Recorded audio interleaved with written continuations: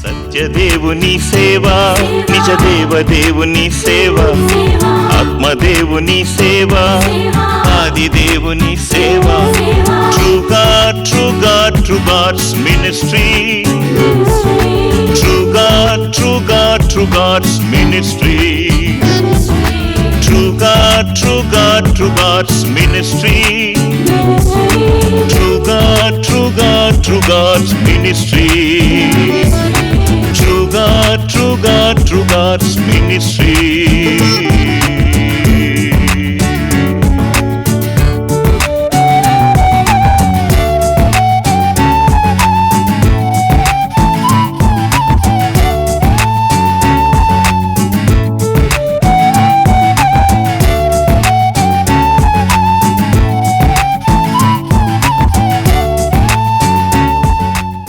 రెండంచుల ఖడ్గం అను మా టీవీ కార్యక్రమాన్ని వీక్షిస్తున్న మీ అందరికీ క్రీస్తు పేరిట శుభాభివందనాలు. ట్రూ గాడ్ మినిస్ట్రీస్ వ్యవస్థాపకులు, ఆత్మల విజేత రెవరెండ్ డాక్టర్ వినాయకరావు గారు దైవ సందేశం అందిస్తారు. మీ సెల్ ఫోన్ సైలెంట్లో పెట్టి దేవుని వాక్యాన్ని వినండి. Praise the Lord. ప్రతి ఒక్కరు బాగున్నారని నేను అనుకుంటున్నాను. దేవుని దయందు మరి తిరిగి మరొకసారి మీ ముందు నిలబడుతున్నందుకు వేలాది వందనాలు. వాక్యం చెప్పబడేటప్పుడు దయచేసి ఫోన్లు చేయకూడదండి. వాక్యము విన్న తర్వాత ఫోన్ చేయండి. లాస్ట్ వీక్ జరిగిన లాభంలో మొదటి లాభము శ్రీకాంత్ అనే అబ్బాయి ఫ్రమ్ శ్రీకాకుళం. అతడు ఫోన్ చేశాడు. ఆత్మీయంగా అతడు ఎదిగాడు. ఎదగడమే కాదు, పూర్తిగా తన యొక్క ఆత్మను రక్షించుకున్నట్టు వాక్యం విన్న తర్వాత. ఇంకొక సిస్టరు ఫ్రమ్ వైజాగ్, లత అనే సిస్టరు, ఆమె కూడా తమ యొక్క అనారోగ్య స్థితి నుంచి ఆమె ఇన్స్టెంట్గా బాగైందని మరి ఆమె కూడా ఫోన్ చేసింది. ఈ అద్భుతాలు జరుగుతూనే ఉన్నాయి. దేవుని స్తోత్రములు. వాక్యము జాగ్రత్తగా వినండి. ఈ యొక్క వారము నేను మీతో చెప్పవలసింది త్రీ గ్రేట్ ఫాయిస్, అంటే 3 గొప్ప శత్రువులు. ప్రతి మానవునికి 3 గొప్ప శత్రువులు ఉన్నాయండి. ఈ శత్రువులను జయించినట్టయితే నీవు తిరిగి ఏ విధంగా నిన్ను దేవుడు సృష్టించాడో ఆ విధంగా నువ్వు తిరిగి తయారవుతావు. ప్రియ బిడ్డ, ఈ శత్రువులను జయించాలి. ప్రతి మానవుడు, నువ్వు ఎలాంటి వాడివైనా పర్వాలే, ఏ జాతికి చెందిన పర్వాలే, ఎక్కడున్నా పర్వాలే, ఏ దేశంకు చెందిన మానవుడు అనగానే ఈ 3 రకాల శత్రువులను ఎదుర్కోవలసి ఉంది. ఈ యొక్క శత్రువులను మనం ఎదుర్కొంటే మన యొక్క ప్రాణాన్ని మనం రక్షించుకోగలము. మొదటి శత్రువు ద వరల్డ్ అరౌండ్ అస్.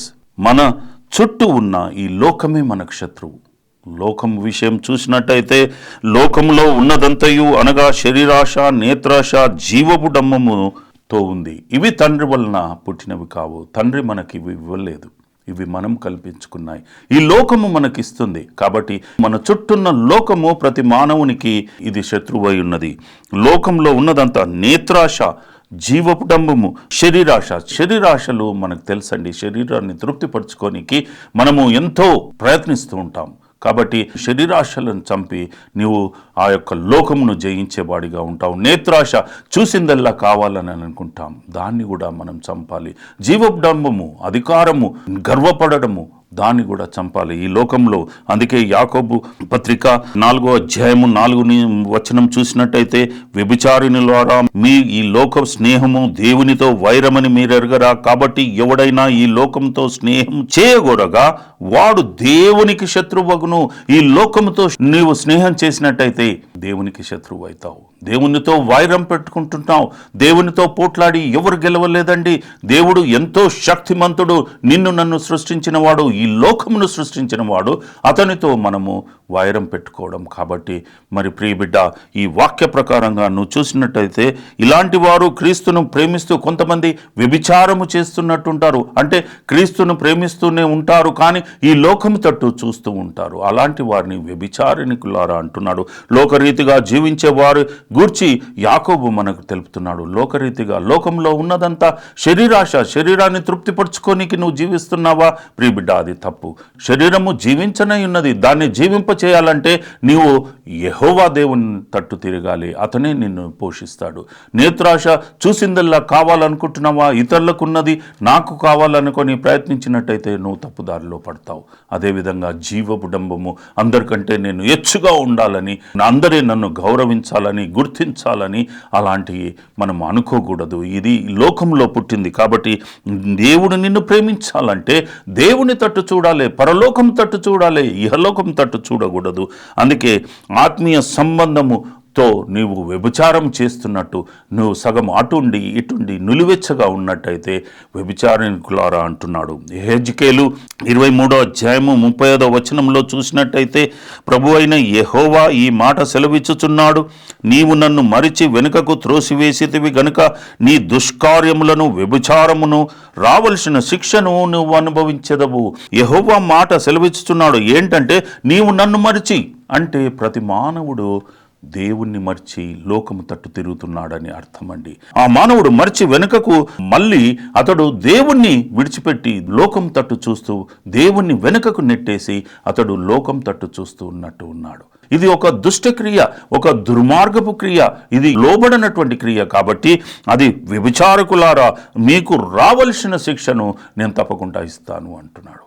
అంటే లోకం తట్టు నువ్వు చూసినట్టయితే దీని యొక్క అర్థం ఏంటంటే నీవు శిక్షింపబడేవాడిగా ఉన్నావు. కాబట్టి జాగ్రత్తగా ఉండడము చాలా మంచిది. చెడు ప్రవర్తన అంతటికీ దేవుడు వారిని శిక్షించేవాడిగా ఉన్నాడు. రోమీలకు రాసిన పత్రిక 2వ అధ్యాయము 8-9 చూసినట్టయితే, కాగా శరీర స్వభావం గలవారు దేవుణ్ణి సంతోషపరచనేరరు. శరీరాన్ని నువ్వు ప్రేమించినట్టయితే శరీరమే దేవుడైపోతాడు. ప్రతి అక్కర్లు తీర్చుకొని ప్రతి సుఖశాంతులుగా శరీరాన్ని పోషించుకుంటున్నావా ప్రియ బిడ్డ? నీవు దేవుణ్ణి దాంతో సంతోషపెట్టలేవు. దేవుని ఆత్మ మీలో నివసించి ఉన్నడలా మీరు ఆత్మ స్వభావం గలవారే గాని శరీర స్వభావము కలవారు కారు. దేవుణ్ణి నువ్వు ప్రేమించినట్టయితే నీవు ఆత్మ స్వభావం కలవాడిగా దేవుని దగ్గర ఉంటావు. దేవుని ఆత్మ పరిశుద్ధత కలిగి ఉంది, నీవు పరిశుద్ధుడవై ఉంటావు. లేకుంటే శరీర స్వభావం గలవారుగా ఉండవు. నువ్వు శరీరాన్ని ప్రేమించవు. నీవు ఆత్మను జీవింప చేయాలి అని అంటే శరీరాన్ని చంపాలి బిడ్డ. ఎవరైతే శరీరాన్ని కాపాడుకోవాలని అనుకుంటారో ఆత్మీయంగా వారు చనిపోయిన వారిగా ఉంటారు. అంటే దేవునితో వైరం ఉండి నీవు దేవుని నుంచి దూరంగా ఉంటావు. దేవునితో వైరం పెట్టుకున్నాము. ఆ యొక్క ఆదాము అవ్వ కూడా శరీరాన్ని ప్రేమించి నేత్రాశ, జీవబుడంబముతో ఇవన్నీ కోరికలు కలిగి వారు వారి యొక్క స్వాస్థ్యాన్ని కోల్పోయారు. మానవుడు ఆ విధంగా ఆదాముకు వచ్చిన ఆ యొక్క కోరికను బట్టి ఆ యొక్క శరీరాన్ని ప్రేమించుకోవాలని, ఆ పండును తినాలని ఆశతో అతడు శరీర రీతిగా తృప్తిపడనీకి చూశాడు. ఆత్మీయంగా కోల్పోయాడు ప్రియ బిడ్డ. కాబట్టి ఎవడైనను క్రీస్తు ఆత్మ లేనివాడైతే అతడు దేవుని వాడు కాడు అని ఇక్కడ రాసి ఉంది. నీవు దేవుణ్ణి ప్రేమించినట్టయితే ఆయన తట్టు క్రీస్తును, ఆయన కుమారుణ్ణి, రక్షకుడిగా వచ్చిన వాణ్ణి మనం ప్రేమించాలి. అతడు ఈ లోకంలోనికి తండ్రిని ప్రకటించనీకి కోల్పోయిన కుమారులను, కుమార్తెలను తిరిగి ఆత్మీయంగా జీవింపజేయనికి వచ్చినట్టు మనం చూస్తున్నాము ప్రియ బిడ్డ. అందుకే ఇక్కడ దేవునితో వైరం పెట్టుకున్నట్టు ఈ లోకంలో ఎంత చెడుతో నిండి ఉన్నదంటే యోహాను సువార్త 3వ అధ్యాయము 19-21లో చూసినట్టయితే ఆ తీర్పు ఇదే. ఆయన తీర్పు తీరుస్తున్నాడు. ఏంటి ఆ తీర్పు? లోకములోనికి తన కుమారుని పంపాడు. వెలుగు లోకంలోనికి వచ్చెను గాని తన క్రియలు చెడ్డవైనందున మనుషులు వెలుగును ప్రేమించకయే చీకటిని ప్రేమించిరి. ఆ తీర్పు ఏంటంటే ఆయన ఇచ్చిన కుమారుడే మనకు తీర్పు తీరుస్తాడు. ఆయన్ని తీర్పు తీర్చనీకి, నీకు న్యాయం కనపరచనీకి లోకములో వెలుగుగా వచ్చాడు. మనము చీకటిలో జీవిస్తున్నామని దాని అర్థము. ఈ లోకమంతా చీకటిమయంగా ఉంది, నిన్ను అంధకారములోనికి నడిపిస్తుంది, దుష్క్రియలు చేయనీకి నడిపిస్తుంది, దుర్మార్గత జీవితమును జీవించి చెడు జీవితాన్ని జీవించనీకి ఉంటుంది. కాబట్టి మనుషులు వెలుగును ప్రేమించే చీకటిని ప్రేమించిరి. అంటే మనము దేవుణ్ణి వెనుకకు త్రోసివేశాము. ముందు చదువుకున్న విధంగా చీకటినే ప్రేమిస్తున్నాము. ఆయనను త్రోసివేసి ముందుకు లోకం తట్టు చూసి నీవు జీవిస్తున్నావా ప్రియ బిడ్డ? నీవు చీకటిలో జీవిస్తున్నావా? నిన్ను గ్రహించవలసిందిగా ఉంది. ఇక్కడ దుష్కారములు చేయి ప్రతివాడు వెలుగును ద్వేషించును, తమ క్రియలు దుష్క్రియలు కనబడకుండునట్లు వెలుగునొద్దకు రాడు. ఈ లోకంలోనున్నవాడు దేవుని యొద్దకు రాడు, దేవుని సన్నిధిలోనికి రాడు, దేవునితో సహవాసం చేయడు. ఆయన చూపించే వెలుగులో నడవడు, చీకటిలో అంధకారంలో దాసుకొని ఉంటాడు. అదేవిధంగా ఆది మానవుడు కూడా ఎన్నోసార్లు దేవుని నుంచి తప్పులు చేసినప్పుడల్లా దాసుకొని ఉన్నట్టు మనం చూస్తున్నాము. కాబట్టి ప్రియ బిడ్డ, దుష్కార్యములు చేయువాడు వెలుగును ద్వేషించును. ఆ వెలుగును ద్వేషించారు, అందుకే యేసు ప్రభువును ద్వేషించారు ప్రతి మానవుడు. ఆయనను సిలువ వేశారు. ఆయన సిలువ వేసినా కానీ నిన్ను రక్షణలో నడిపించనీకి, దేవుని సన్నిధిలో సహవాసము కానీకి అతడు ఆ యొక్క సిలువ మరణాన్ని కూడా గెలిచినట్టు మనం చూస్తున్నాము. సత్వర్తనుడు అయితే తన క్రియలు దేవుని మూలంగా చేయబడి ఉన్నవని ప్రత్యక్షపరచబడినట్లు వెలుగునొద్దకు వచ్చును. నువ్వు విశ్వాసి అయినట్టయితే నీ యొక్క క్రియలు మంచిగా ఉంటాయి, నువ్వు వెలుగులోనే ఉంటావు, దేవుని యొద్దకు వచ్చి ఉంటావు, దేవుని సహవాసం కలిగి ఉంటావు. గనుక శిక్షకు ఎంత అర్హుడో తమ క్రియల ద్వారా బయట పెడుతున్నారు. మీరు శిక్షించబడుతున్నారంటే మీ క్రియల ద్వారానే శిక్షించబడుతున్నారు. కాబట్టి దుర్మార్గం దారిని, చీకటిని ఇష్టపడేవారు వెలుగుని ఇష్టపడరు. కాబట్టి క్రీస్తుపై ఆధారపడి మనము నమ్మకముతో పెట్టుకొని మంచితనము, పవిత్రత, సత్యాన్ని, నీతిని, రక్షణను పొందుకోవాలని ఆయన వెలుగును ప్రకటించడానికి, ఆయన తీర్పు తీర్చడానికి వచ్చాడు. ఆయన నీకు కనపరిచిన వెలుగులో నీవు ఉండకుంటే ఒకరోజు నువ్వు తీర్పుకు గురి అవుతావు ప్రియ బిడ్డ. కాబట్టి నువ్వు వెలుగులో ఉండాలి. ఇక్కడ రోమపత్రిక 8వ అధ్యాయము 12-14 వచనంలో చూసినట్టయితే, కాబట్టి సహోదరులారా, శరీరానుసారంగా ప్రవర్తించుటకు మనము శరీరమునకు రుణస్థులం కారు. నీవు శరీరానుసారంగా ప్రవర్తించడానికి నీవు శరీరానికి రుణపడి లేవు. శరీరము నిన్ను కాపాడలేదు కాబట్టి నువ్వు రుణపడలేవు. You cannot ఒబ్లిగేట్. నీ ఒబ్లిగేషన్, నీ కర్తవ్యము అది కాదు. కాబట్టి నువ్వు రుణపడి లేవు. కాబట్టి మీ శరీరానుసారంగా ప్రవర్తించిన వెడల చావవలసిన వారై ఉంటారు. నీవు శరీర రీతిగా బ్రతికినట్టయితే నువ్వు చావవలసిన వాడు అయి ఉంటావు. గనుక చావవలసిన వారై ఉందరు కానీ ఆత్మచే శరీర క్రియలను చంపిన ఎడలా జీవించదరు. ఆత్మచే శరీర క్రియలను చంపాలి ప్రియ బిడ్డ, అప్పుడే నువ్వు జీవిస్తావు. అంతేకాకుండా దేవుని ఆత్మ ఎందరూ నడిపింపవద్దురో వారందరూ దేవుని కుమారులయ్యందరు. దేవుని ఆత్మచే నువ్వు నడిపింపబడాలి. ఈ లోకంను జయించాలంటే నీ యొక్క శరీర కోరికలను, అంటే లోకము తట్టు చూడడము నీవు అది ఆపివేయాలి. అప్పుడే నువ్వు లోకాన్ని జయిస్తావు. రెండవ శత్రువు the flesh within us. నీ యొక్క శరీరమే నీకు శత్రువు ప్రియ బిడ్డ, మన శరీరమే మన శత్రువు. కాబట్టి గలతీలోకి రాసిన పత్రిక 5వ అధ్యాయము 17వ వచనంలో, శరీరము ఆత్మకును, ఆత్మ శరీరమునకు విరోధముగా ఆపేక్షించును, ఇవి ఒకదానికొకటి వ్యతిరేకముగా ఉన్నవి గనుక మీరు ఏవి చేయనిత్తురో వాటిని చేయకుందురు. మనం ఏం చేయాలనుకుంటున్నామో మనం చేయకుండా ఉంటాము. ఎందుకంటే నువ్వు శరీరాన్ని తృప్తిపరచనీకి చూస్తున్నావు, దేవుణ్ణి తృప్తిపరచనీకి చూస్తలేవు. ప్రతి ఒక్కరూ 2 గుర్రాల సవారి చేయలేరు. 2 యజమానులను నువ్వు తృప్తిపరచలేవు ప్రియ బిడ్డ.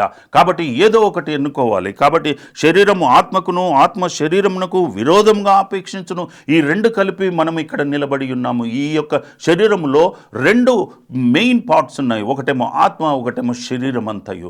ఇది ఆత్మ తలంచింది, శరీరం ఒప్పుకోదు.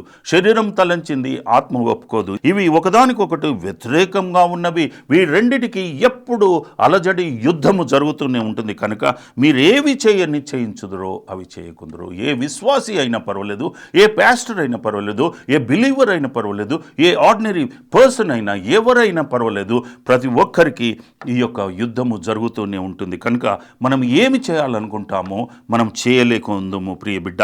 కాబట్టి ఈ లోకంలో జీవించినంత కాలము మనము ఈ రెండిటితో ఎంతో సతమతం అవుతుంటాము. కాబట్టి అది దాని యొక్క పట్టుదల వదలదు. ఈ శరీరము ఎక్కడి నుంచి వచ్చిందండి? శరీరము మన తల్లిదండ్రుల నుంచి వచ్చింది. వారికి కూడా శరీరమే ఉంది కాబట్టి వారి కోరికలు మనలో ఉంటాయి. కనుక ఆ శరీరం యొక్క పట్టుదల అది వదలదు. నిన్ను ఎప్పుడూ కృంగదీస్తూనే ఉంటుంది. ఆశలతో, కోరికలతో నిన్ను ప్రేరేపిస్తుంది. ఎఫెసీలోకి రాసిన పత్రిక 4వ అధ్యాయము 22వ వచనంలో, కావున మునుపటి ప్రవర్తన విషయంలోనైతే మోసకరమైన దురాశల వలన, చెడిపోయిన ప్రాచీన స్వభావం వలన వదులుకొని మీ యొక్క చిత్తవృత్తి యందు నూతనపరచబడిన వారై నీతి అను యథార్థమైన భక్తిగల దేవుని పోలికగా సృష్టింపబడి నవీన స్వభావము ధరించుకొనవలెనని రాయబడి ఉంది. కాబట్టి మునుపు అంటే మనకు తెలియదు, తీర్పు మనలోనికి వచ్చింది, వెలుగు మనలోనికి లోకంలోనికి వచ్చింది. కాబట్టి ఆ వెలుగును వెంబడించాలి. మునుపు అయితే మన యొక్క ప్రవర్తన విషయమై మోసకరమైన దురాశల విషయమై మనం ఆశపడి ఉన్నాము.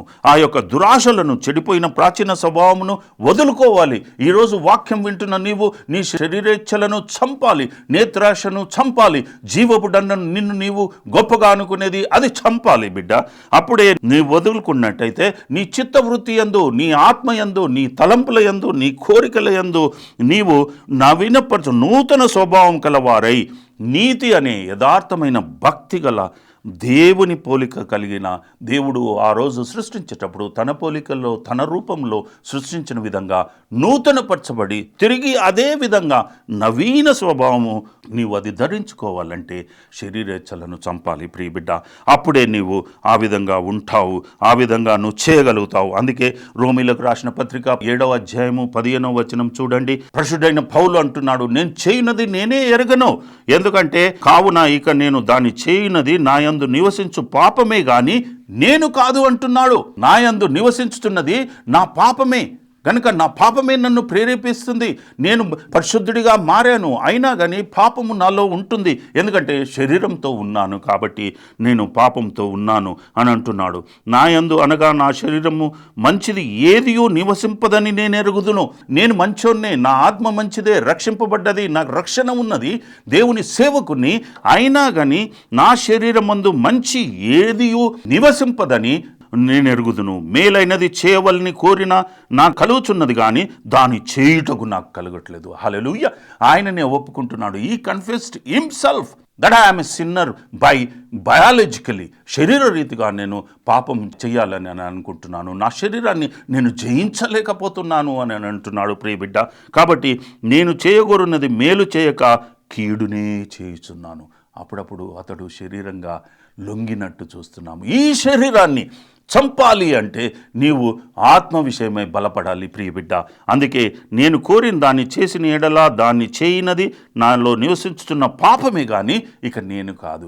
ఈ శరీరము నన్ను అప్పుడప్పుడు లొంగదీసి పాపముతో నిండి ఉంది కాబట్టి నేను చేయలేకపోతున్నాను. కాబట్టి అందుకే అతడు ఏమంటున్నాడంటే చావైతే లాభము, లేకుంటే జీవితం అంతాయో యేసు ప్రభు కోసము జీవిస్తాను అని అంటున్నాడు. 2 స్వభావాలు ఉంటాయి, వీటిలో గురి అవుతుంది. ఇందు నిమిత్తమై ప్రతి మానవుడు శరీరాన్ని చంపి ఆత్మీయంగా జీవించాలి. రోమీలకు రాసిన పత్రిక 6వ అధ్యాయము 19వ వచనం చూసినట్టయితే మీ శరీర బలహీనతలను బట్టి మనిషి రీతిగా మాట్లాడుచున్నాను. ప్రతి ఒక్కరికి ఈ శరీరం ఉంది కాబట్టి, ఈ యొక్క మాంసపు ముద్ద ఉంది కాబట్టి, ఇది చాలా పాపముతో నిండి ఉంది కాబట్టి మనిషి రీతిగా నేను కూడా అదే పాపపు రీతిగానే ఆ యొక్క శరీరం కలిగి ఉన్నాను. దానితో మాట్లాడుతున్నాను. ఏమనగా అక్రమము చేయుటకై అపవిత్రతను అక్రమములను మీ అవయములను దాసులుగా ఎలాగూ అప్పగించుదురో అలాగే పరిశుద్ధత ఇప్పుడు మీ యొక్క అవయములు నీతికి దాసులుగా అప్పగించుడి. ఎప్పుడైతే నువ్వు నీతిమంతుడిగా అవుతావో, నీతి అంటే నీవు ఎప్పుడైతే ప్రతి విశ్వాసులు నీతిమంతులుగా మార్చబడతాడు. నీ నీతి వలన నువ్వు నీతిమంతుడిగా మారుతావు. నీతిమంతులు ఏం చేస్తారో తెలుసా అండి? వారు పొందుకునేది నీతిమంతులది పరలోకం. నీతి నిమిత్తమై నువ్వు ఆకలి దప్పులు కలిగి ఉండి అంటే నీ యొక్క శరీరాన్ని చంపినట్టయితే వారు పరలోక రాజ్యము వారి. కాబట్టి ప్రియ బిడ్డ, నీ ఈ శరీరం కోనుకునేదంతా సుఖశాంతులు కాబట్టి వాటిని చంపినట్టయితే నీతిమంతులు ఆ నీతి కొరకు ఆకలి దప్పులు గలవారు ధన్యులు, ఎందుకంటే వారు పరలోక రాజ్యంలో ఉంటారు. కాబట్టి నువ్వు పరలోక రాజ్యంలో ఉండాలంటే నువ్వు నవీన స్వభావం ధరించుకోవాలి.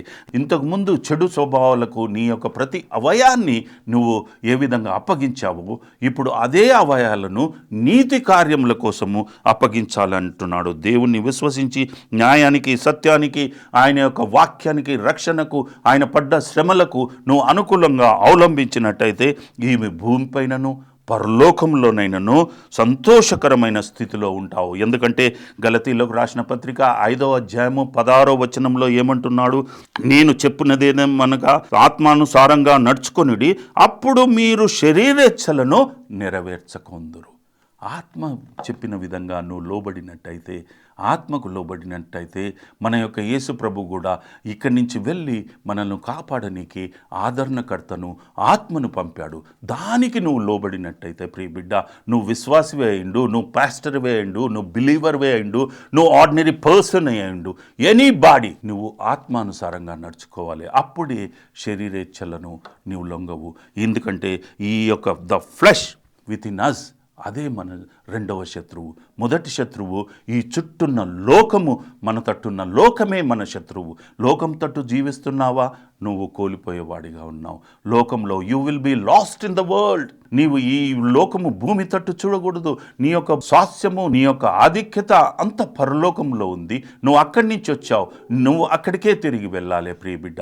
అదేవిధంగా ఈ శరీరేచ్ఛగా వచ్చావు. ఈ శరీరము ఈ యొక్క మట్టి ద్వారా సృష్టింపబడింది. ఆ మట్టిలో కలిసిపోతుంది. కాబట్టి అది ఇక్కడనే వదిలిపెట్టాలి. నువ్వు దాన్ని ప్రేమించినట్టయితే, దాన్ని తృప్తిపరచనీకి చూసినట్టయితే పరలోకం నుంచి వచ్చిన ఆత్మను నువ్వు కోల్పోతావు. నువ్వు ఆత్మానుసారంగా జీవించాలని, రెండో విధంగా ఆ శత్రువును మనం జయించాలి. మూడవ శత్రువు, నీవు శరీర రీతిగా ఈ లోకరీతిగా నువ్వు లోకాన్ని జయించావు. లోకంలో ఉంటూ క్రీస్తు జయించినట్టు లోకాన్ని జయించావు. దాని తర్వాత శరీరంలో ఉన్నావు కాబట్టి ఆయన నలగొట్టుకొని శరీరాన్ని నువ్వు జయించావు. కానీ ఈ సాతాను మనం వదలదు. ద డెవిల్ అబోవ్ us, మన పైన ఉన్న సాతాను, అది ఎప్పుడు ఎవరిని మింగుదో నా చూస్తూ ఉంటుంది. ఇది మూడవ శత్రువు. దీన్ని జయించినట్టయితే నీవు పరలోక రాజ్యంలో నూతన స్వభావంతో, నూతన సృష్టితో నువ్వు ఉంటావు. ఇక్కడ ద డెవిల్ అబౌవ్ అస్, మన మీద ఉన్న సాతాను మనం జయించాలి ప్రియ బిడ్డ. ఎఫెసీలోకి రాసిన పత్రిక 6వ అధ్యాయము 11-12 వచనంలో, మీరు అపవాది తంత్రములను ఎదిరించుటకు శక్తిమంతులగునట్లు దేవుడిచ్చిన సర్వాంగ కవచములు ధరించుకొనిడి. ప్రతి అవయవము ఏ విధంగా నువ్వు నీతికి నువ్వు అప్పగించాలని ఇంతకుముందు నేర్చుకున్నామో, ఆ అవయాలను కాపాడనికి కొన్ని కవచాలు ఇచ్చాడు. ఆ కవచాలు ఒక సోల్జర్కు తన యొక్క బాడీని కాపాడుకోనికి ప్రతి అవయానికి ఒక్కొక్క కవచం ఉంది. ఆ విధమైనటువంటి కవచాలు మనకు ఇచ్చాడు. ప్రతి క్రైస్తవుడు దేవుని యొక్క పౌరుడు కాబట్టి లాస్ట్ వీక్ మనం అది నేర్చుకున్నాము. You are a soldier of God. క్రీస్తుతో మనం పౌరుడిగా పోరాడాలి. అదేవిధంగా ఈ అవయాలను కాపాడుకుంటూ మనం ఉండాలి. కాబట్టి సాతాను జయించాలంటే ప్రతి మానవుడు ధరించుకోవలసిన కవచాలు దేవుడిచ్చాడు. కవచము ధరించుకోవలసి. అయితే క్రీస్తు జీవితము తేలికైనదన్న తలంపు మనల్లో ఉండకూడదు. ఎప్పుడైనా ఎక్కడైనా సాతాను నిన్ను దాడి చేయవచ్చు. 1 పేతురు 5వ అధ్యాయము 8వ వచనంలో, నిబ్బరమైన బుద్ధి గలవారయుండి మెలకుగా ఉండుడి. నిబ్బరము ఒక సాలిడ్ స్థిరత్వమైన గుండె నిబ్బరతో ఉండాలి, ధైర్యంతో ఉండాలి, కానీ మెలకువగా ఉండాలి. మీ విరోధి అపవాది గర్జించు సింహం వలె ఎవరిని మింగుదునా అని వెతుకుతూ తిరుగుతున్నాడు. ఎప్పుడైతే నువ్వు వీటిని జయించావో వాని బంధకంలో నుంచి నువ్వు బయటకు వస్తున్నావని, ఎప్పుడు ఇక్కడ ఏదన్నా వీక్నెస్ కనబడి ఇతన్ని ప్రేరేపించి నిన్ను మింగుదునా అని చూస్తూ ఉంటాడు. కాబట్టి సాతాను గురించి నువ్వు ఎల్లప్పుడూ నువ్వు దేవుడిచ్చే కవచాలు ధరించుకొని ఉండాలి. అప్పుడే నువ్వు వాడిని జయించగలవు. ఏంటి ఆ కవచాలు? సత్యం అనే దట్టి, ఆ యొక్క నడుముకు ఆ బెల్ట్ను కట్టుకొని ఉండాలి. సత్యం అనే బెల్ట్. సత్యములో ఉన్నవారు ఎప్పుడు తల క్రిందికి వేయరు, వంగరు. కనుక సోల్జరు ఆ బెల్ట్ కట్టుకున్నప్పుడు ఈజ్ రెడీ టు ఫైట్. ఆ ఫ్లెక్సిబిలిటీ, ఆ వంగుట, ఆ యొక్క చాకచక్యము, ఆ యొక్క దట్టి, నడుములో బలం ఉంటే నువ్వు నిలబడతావు ప్రియ బిడ్డ. సత్యం అనే దట్టిని ధరించుకోవాలి. నీతి అనే మైమర్పు అంటే బ్రెస్ట్ ప్లేట్. ఆ యొక్క సోల్జర్కు ఛాతిలో కానీ ఎక్కడ కానీ దెబ్బ తగలకుండా, ఛాతిలో లోపట ఏముంటుందండి? ఆత్మ ఉంటుంది, నీ యొక్క హృదయం ఉంటుంది, అందులో నీతి ఉంటుంది. నీతికి దెబ్బ తాగకుండా ఆ బ్రేస్ ప్లేట్ను ఆయన తయారు చేశాడు. ఆ యొక్క నీతి అనే బ్రేస్ ప్లేట్ మనం ఉండాలి. సమాధానం అనే సువార్తతో మనం వెళ్ళాలి. ఎక్కడికి పోయినా శత్రుత్వంతో ఉండకూడదు. సమాధానం అనే సువార్తను మనం మోసుకొని వెళ్ళాలి. అదేవిధంగా విశ్వాసం అనే డాలు ఎక్కడ ఉంటుందండి? ఇక్కడ ముందుకుంటుంది, రౌండ్ గాను ఒక ఎంబ్లం గాను ఉంటుంది. ఎప్పుడైనా శత్రువు నిన్ను అటాక్ చేస్తుంటే ఆ యొక్క డాలుతో నువ్వు కాపాడుకుంటావు, ఇంకో దానితో ఫైట్ చేస్తుంటావు. ఆ డాలు సాతాను చేసే కుయుక్తులు, తంత్రాలు అవన్నీ నీ విశ్వాసంతో నువ్వు ఎదుర్కొని కాపాడుతుంటావు. అంతేకాకుండా రక్షణ అనే స్థిరస్థావము హెల్మెట్ ధరించుకుంటాము. ఎందుకంటే నీ యొక్క హెడ్ని కాపాడాలి. హెడ్ చితికిపోయిందంటే మానవుడు బ్రతకడు. కాబట్టి నీకు తలంపులు రావు. ఆ యొక్క రక్షణను కోల్పోకుండా ఆ రక్షణ అనే హెల్మెట్ శిరస్త్రావము మనం ధరించుకోవాలి. చివరిగా రెండంచుల ఖడ్గమును మనం పట్టుకొని ఎటు నుంచి వచ్చినా దాన్ని ఛేదించనీకి వాక్యం అనే రెండంచుల ఖడ్గము. ఇవి సర్వాంగ కవచాలండి. ప్రతి మానవుడు ధరించుకోవాల్సింది, ప్రతి విశ్వాసి ధరించుకోవాల్సింది, ప్రతి బిలీవర్ ధరించుకోవాల్సింది, దేవుని కుమార్తెలు ధరించుకోవాల్సింది. ఎందుకంటే చీకటి శక్తుల్లో చీకట్లో ఉన్న సాతాను పాలకుడు కాబట్టి వాడికి కుయుక్తులు చాలా ఉంటాయి.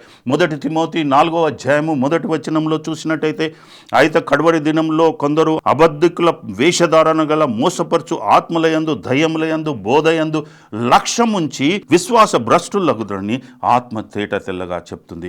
ఈ కడవరి దినాల్లో నీవు వేషధారణ అటువంటి వారితో ఉండకూడదు. నువ్వు వేషధారిగా ఉండకూడదు. మోసపరిచే ఆత్మలయందు దయ్యముల బోధయందు నువ్వు లక్ష్యం ఉంచకూడదు. బిడ్డ, ఎన్నో మతాలున్నాయి, ఎన్నో దేవతలు ఉన్నారు. అందుకే ద్వితీయోపదేశ కాండము 32:17లో వారు దైవత్వము లేని దయ్యములను తామెరగని దేవతలను క్రొత్తగా పుట్టిన దేవతలకు తమ పితరులు భయపడని దేవతలకు బలి అర్పించిరి. పితరులే భయపడలేదు, నువ్వెందుకు భయపడుతున్నావు ప్రియబిడ్డ? నువ్వు దేవునిచే ఎన్నుకోబడ్డావు.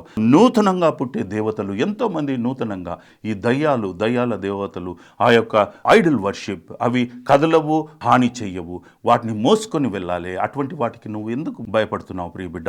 అందుకే వాక్యం చెప్తుంది, నీవు తప్పకుండా ఏకైక దేవుడు, మనము అతన్నే పూజించాలి, అతడే మనల్ని రక్షిస్తాడు. కవచం అంటే ఏంటో తెలుసా అండి? రోమీలకు రాసిన పత్రిక 13వ అధ్యాయము 14, మెట్టుకు ప్రభు అయిన యేసుక్రీస్తును ధరించుకొనిన వారై, యేసు ప్రభును ధరించుకుంటే నీకు కవచమంతా ధరించుకున్నట్టే ప్రియబిడ్డ. ఆయన్నే నీకు ఆ కవచాలన్నీ ఇస్తాడు. నీతిని, సత్యాన్ని, విశ్వాసాన్ని, డాలును, రక్షణను, సమాధానాన్ని, ఇవన్నీ ఆయనలో ఉన్నాయి. కాబట్టి ఆయనను ధరించుకున్న వారై శరీరేచ్ఛలను నెరవేర్చుకొనుటకు శరీర విషయమై ఆలోచన చేసుకున్నకూడదు. ఆయనను ధరించుకున్నట్లయితే నువ్వు శరీరాన్ని జయిస్తావు ప్రియబిడ్డ. ఈ యొక్క 3వ శత్రువు ద డెవిల్ అబోవ్ అస్, నీ యొక్క మీద ఎప్పుడు డెవిల్ రాకుండా మరి ఈ యొక్క 3 శత్రువులు కలిగి ఉంటాం. కాబట్టి ఈ మూడింటిని జయించాలి. ఒకటేమో నీ చుట్టూన్న లోకము మొదటి శత్రువు, రెండవది నీలో ఉన్న ఆ యొక్క మాంసము, నీ మాంస శరీరమే నీ శత్రువు, మూడవది నీ మీద తిరుగాడుతూ ఎప్పుడు మింగుదునా అని తిరుగుతున్న ఆ యొక్క సాతానే నీ శత్రువు. కాబట్టి వీటి నుంచి జాగ్రత్తగా ఉండాలని ఈరోజు మీకు, నాకు, వింటున్న వారందరికీ బోధించబడుతుంది. ఇంత మట్టుకు వాక్యాన్ని విన్నారు, వాక్యాన్ని మంచిగా గ్రహించి దాని ప్రకారంగా జీవించండి. ఆ 3 శత్రువుల నుంచి మిమ్మును మీరు కాపాడుకోండి. ప్రార్థించుకుందాం. స్తోత్రములు, హల్లెలూయా. తండ్రి యేసయ్య, ప్రతి ఒక్కరూ విన్న వాక్యాన్ని వారి యొక్క హృదయాల్లో నాటుకొని పోయి వారు ఆ యొక్క శత్రువులకు భయపడకుండా, లొంగిపోకుండా వారిని జయించే విధానము వారిని మలుచుకొనమని వేడుకుంటున్నాను. ఈ యొక్క లోకములో ఉన్నదంతా శరీరాశ, మన నేత్రాశ, జీవపు డంబం. నాయన, వింటున్న ప్రతి ఒక్కరూ ఈ లోకమును జయించే విధంగా, నువ్వు ఈ లోకమును వచ్చినప్పుడు లోకమును అన్నీ అనుభవించి కానీ లోకాన్ని జయించి ఉన్నావు నాయన. అదేవిధంగా మొదటి శత్రువు మాకున్నది అరౌండ్ అస్ ద వరల్డ్, మా చుట్టూన్న లోకమే మా మొదటి శత్రువు.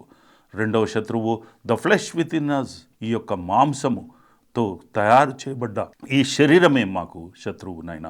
శరీరాన్ని తృప్తిపరచుకోనికి ఎన్నో విధాలుగా మేము ప్రయత్నం చేస్తుంటాము. కాబట్టి ఈ శరీరాన్ని జయించాలంటే ఆత్మతో ఈ శరీరాన్ని జయించాలి నాయన. ఆత్మ నీ సన్నిధిలో నుంచి వచ్చింది, శరీరము భూమిలో నుంచి వచ్చింది, ఇక్కడనే వదలాలి. కాబట్టి మేము ఎక్కువగా ప్రేమించవలసింది, లోబడవలసింది ఆత్మకు. కాబట్టి ఆత్మకు ప్రాధాన్యత ఇవ్వాలి. మూడవది ద డెవిల్ అబోవ్ అస్, ప్రతి ఒక్క మానవుని మీద ఆ యొక్క సాతాను పొంచి ఉంటుంది నాయన.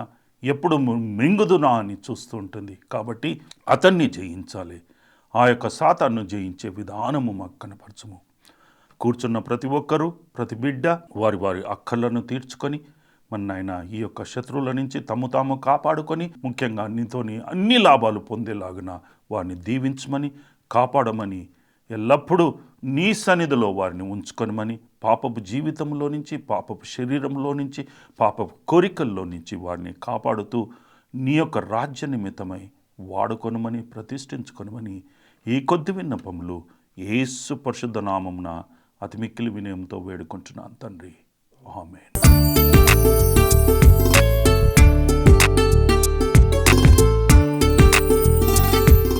ప్రత్యేక ప్రార్థన కొరకు మమ్మను సంప్రదించవలసిన మా సెల్ నంబర్లు 8790743911 మరియు 9705519434. రెవరెండ్ డాక్టర్ వినాయకరావు గారితో మీరు మాట్లాడాలనుకుంటే ఈ నెంబర్లకు ఫోన్ చేయండి. 9860604665 మరియు 04027125345.